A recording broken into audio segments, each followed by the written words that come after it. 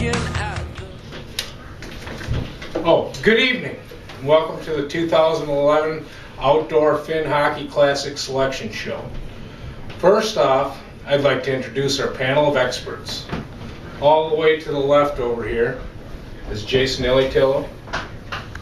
Next to him is Craig Hoodery. And between Craig and myself, this is Dave Solomon. First of all, we're just going to go through our resident experts here, Craig and Jason, and just really get their thoughts on the process of picking out the teams and how they went through it. Yeah, I mean, it's tough, hey Jason. Every year we go through this, and it's a tough thing. You got some guys that are borderline. They shift between the A's and C's depending on how much they're playing, and it's never an easy thing.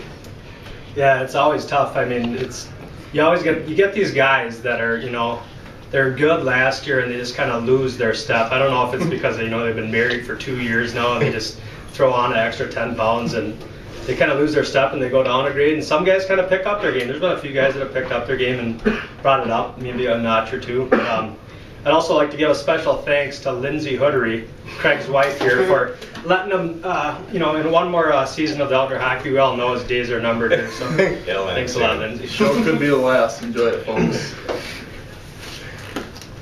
So did you guys graded every player out? Was there a lot of players in the A range, or was there a lot of players in the E range, or where did everyone grade out this year? It was a good mix this year. I think a lot of guys are in the C or D range. A few would push their way into the A, but most are in the C, D. A few are in the B, and then you've got some people in the A range as well. I don't know what you think, Jason. Yeah, I thought throughout the A through E, I thought the D was the funnest to pick. I thought all 10 guys were just fun hockey players to have on your team. Just your hard-nosed, blue-collar players. They're fun to have. But yeah, I thought the A's were a little bit down from last year. There we had some, lost Lars Elmanen and a couple top-notch players, Henrik Impola. But it'll still be fun. It'll be a great time. So we got some new players in the tournament this year. Who are a few newcomers that you guys think are really ones to watch out for this year? I'm going to go with Dean Heinonen. He's a crafty veteran. I don't think he's seen the rink for probably 10 years, but the guy can play. I like Tyler Sturos. He didn't play last year. He was working, but this year he got the weekend off. Shows that he's willing to show some commitment and intensity, and he's married now, so he's getting to bed at 9:30, 10 o'clock at night. He'll be, I'm sure, in 8 hours of sleep when he gets up at 6:37 on Saturday morning, so I expect a good tournament out of him.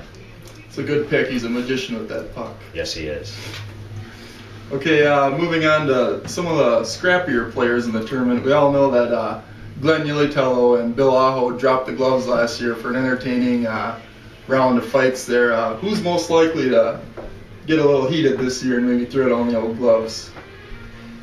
I gotta go with John Aho. He's kind of like the Ray Lewis of the Outdoor Hockey Classic. The guy brings intensity. He's like a maniac out there, going crazy. But great player, but man, he's crazy on the ice, no doubt about it. Yeah, I like your pick there. I'm gonna have to go with Carl Kaupala. That guy's been hitting the gym for the last few years. He's getting pretty buff, and it looked like he's just kind of been itching the last couple of years just to drop someone out there. And he'd love to go home and tell his girlfriend Bridget that he kind of screwed someone up on the ice. It'd be fun for him to say. Yeah, Carl Coppola has that red hair, so his ginger temper certainly could flare at any point in the tournament. Oh yeah, I can definitely see that. Oh, this just in. We got word that Mark Shark Sturos and Dean Heinonen are committed to playing in this year's Outdoor Hockey Classic. Wow, that's certainly surprising news. What do you guys think? Will they or won't they? I mean, they're not known for showing up. Yeah, I mean, committed is a pretty strong word when we're talking about those two. But, I think they're going to show up. Bronze is on their team. Shark, when Bronze is there, Shark he has a way of showing up. I think Bronze will be able to pick him up or get him up for breakfast and, maybe get him in bed the night before, tuck him in. And so I think he'll be there. I think both Shark and Dean will make an appearance. Yeah, you make a valid point there, Craig. Bronze is a good motivator, and he can.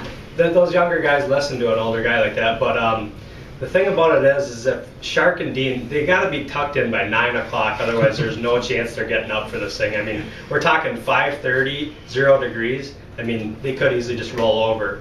My prediction is that they're not going to show, but we all hope that they're there. They very well could be glued to their beds in the morning. Yeah. we got one more quick category to go over. Who do you guys think will be the leading scorer for this year's tournament? Who can really put the biscuit in the basket out of all these fine hockey players? I'm gonna have to go with a guy like Nick Risenen. He's a dark horse pick. Oh, it's a very dark horse pick, especially last year when I was slightly bashing him on the set. But I have to go with Nick. He's a goal scorer. He's got a nose for the net. The kid can play. We put him in a Class A player this year, and he always kind of lives up to his grade level. So the kid's going to show up, and he's going to net a few goals, and it'll be fun to watch. He's also got some sick celebrations, so it'll be fun to watch. I got to go with Kev Kangas. He said in his text to me when he committed to the tournament that, he's really an A, but put him down as an E. So he did go down as an E, and I think he's on a team where he's going to excel. Now he's with a bunch of other A, B, and C, D players. So you get another A on there, he's going to put the puck in the net. I lost a little bit of respect for you there, Craig, but I'm going to go with Morgan Impala. He's last year's MVP of the tournament and led his team to victory, so I see no reason why he can't repeat as being the leading scorer in the tournament. That guy's got some nice moves. I'm going to have to go with Fred Johnson. He had to carry that team last year. Although Morgan got the MVP, Fred was really slighted in that picking of that. Did all the dirty work. Yeah. Okay, let's move on to one of my favorite parts of the show here. We're going to go around and pick our favorite teams, the favorites to win it all this year. It's a tough competition, but there's certainly some favorites out there. I'm gonna have to go. Yeah, I'm gonna have to go with Glory Days as the favorite to win it this year. Last year I picked Team Comb-Overs, and they came up just shy of taking second place. But Glory Days this year, led by Nick Risenen and Glenn Ilitala, A and B combo, that they can, they work good together. A lot of chemistry. Been playing together for many years on the outdoor ponds. And then you got Brian Huttery. He's a sleeper C. I mean, this guy. He made it to the state tournament back in 1996, went up against guys like Johnny Pohl and Troy Riddle, and he just owned them. Great leadership on that team, that's for sure.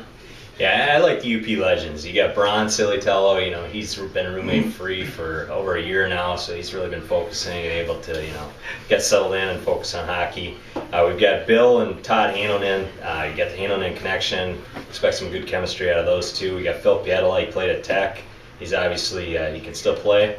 And then Shark Suros, like we said before, he's kind of a wild card. If he's on that team, he shows up, he's going to be tipping them over the edge, and I look for them to win the tournament. That's a good pick, but I'm gonna have to go with Jake and Todd Day as my favorite. They got Todd Huttery and Jake Juntilla. When those two get together, they have some really quality time together. Look for them to be going tape to tape all day. And my co-host Craig here is also on the team, as everyone knows. He's one of the true leaders, of the tournament. So it'd be tough to keep him from giggling, those two. But. Also, Bill Aho and Scott Niska round out the team. Those two are cousins, so this team should have some great play from top to bottom. I'm going to have to go with the just as good off the ice. These guys are 5 individuals that will come together as a team because of their connection. None of them have the old ball and chain, as we say, and they do have the most muffer, Todd Aho. All right, we got a surprise guest in the studio. I'd like to introduce Jake Juntilla. He's representing the state of Michigan in this tournament, and as you can tell by his Dominican Sioux jersey that he's wearing. Jake's a veteran from last year's outdoor classic, and it's a pleasure to have him on the set. Yeah, it's good to be here, boys. I had a lot of fun last year. It was good times, and a lot of sweat, a lot of hard work last year, and a little bit of cold weather. Looking forward to this year. Jake, I got one question for you. I played a few outdoor hockey games with you, and every time you've worn a baseball hat. I'm just wondering what you're planning for this Saturday. Are you going to tough it out with the hat again, or are you going to find a winter hat to wear? It's supposed to be about 10 degrees, just wondering. What's a winter hat? I think he thinks he's got one on right now. Yeah. I think we got our answer. It's nice out there. Jake, it's our team is called Jake and Todd Day for a reason. Can you rattle off some of your favorite Jake and Todd moments over the years? There's many moments with Todd. That kid, he just makes you giggle. I mean, what do you do? It's fun. Like Todd, we rode back from the UP last weekend. You know, it was good times. Golfing with Doug. The kid drives the ball. I don't know what his average, probably 300. He's out there. Yeah. Speaking of the New Year's, is there any truth to the rumor that you went on a date this New Year's? Is that false? True? Well, you know, Status? that was a good question there. You know? A real curveball there. We didn't reveal that question in the pregame here. No. Yeah. We'll get back to hockey here. Let's skip that one. It's a pleasure having you on set, Jake. Yeah, thanks for Really coming by. appreciate it. Thanks for having me. It's fun, yeah. Many thanks Yeah. to you and Good luck people in the this state day. of You Michigan. got anything to say to Needletut over with the Needle. Lions' big win over the Vikes there? I don't know. You just not. Who finished higher, Needle? All right, now we have a special guest joining us. Paul Hill is greatly appreciate coming on the set today, Paul. Thank you. It's good to be here, gentlemen. Yeah. Paul is Oni Hapio-Putiokainen's great nephew. Grandnephew. Grandnephew. And Oni Hapio-Putiokainen, historian, too. Thank you. Yep. Okay, you're here to tell us a little bit about the history of outdoor hockey and. Absolutely. As everyone knows, Oni Hapio-Putiokainen is a legend not only locally but worldwide.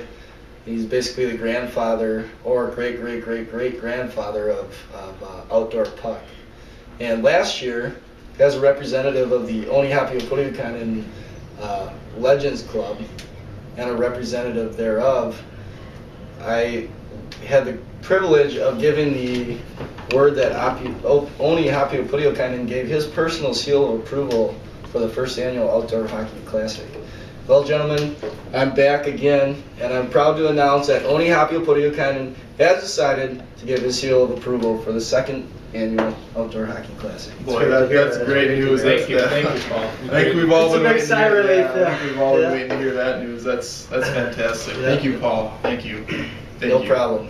Oni was very impressed with what he saw last year. And as you guys are well aware from his story, like he says, pads are for cream puffs.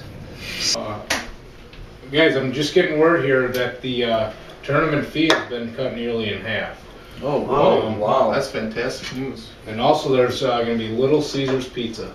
Oh, hot and sweaty. Great. Yeah, hot and sweaty. Boy. Cannot beat that. Yeah, Wow. fantastic. That is So awesome. glad I stayed. Yeah. Oh, jeez. Little C's. That's gonna go down good, yeah. Oni's gonna It's be so good after we win it all. And Oni's just gonna be so happy to hear that. Yeah. Just love those little C's. Yeah. Well, that should pretty much wraps up the show, folks. We'll look forward to seeing you Saturday morning, bright and early, 7:30. The warming house opens. Drop the puck at 8 o'clock, and everyone bring their A game, and it should be a fun day. Haas, would you like to close any closing words for us? Yeah. Drop the puck.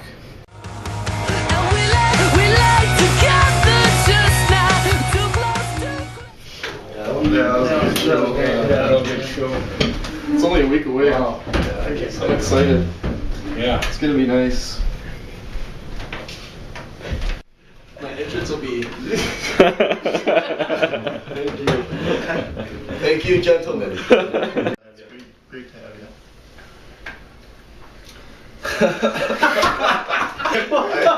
Are you gonna say? Yeah, I gotta. Are you gonna say like I'm the great? Yeah. But with hair like that, it'd be hard not to be a real success with the ladies.